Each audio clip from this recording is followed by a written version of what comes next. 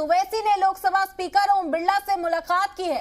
ओवैसी ने स्पीकर से मिलने का वक्त मांगा था। गुज़िश्ता रोज ओवैसी के काफिले पर हमला हुआ था, जिसके बाद अब लोकसभा स्पीकर से मिलने पहुंचे असदुद्दीन ओवैसी। बड़ी खबर इस वक्त आपको बता रहे हैं, ओवैसी ने लोकसभा स्पीकर ओम बिरला से मुलाकात की।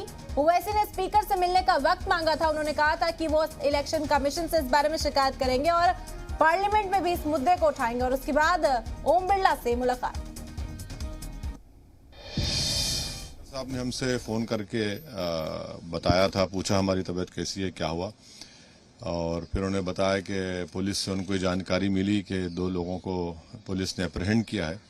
हमने कहा सर कल आते हैं, कल सुबह जब सेशन शुरू पहले आपसे मिलते हैं। तो उन्होंने कहा कि आइए बात करेंगे। खबरों में बने रहने के लिए आप हमारे फेसबुक, ट्विटर, इंस्टाग्राम पेज को फॉलो कर सकते हैं और ताज़ा अपडेट्स के लिए हमारे यूट्यूब चैनल जी सलाम को सब्सक्राइब कर सकते हैं।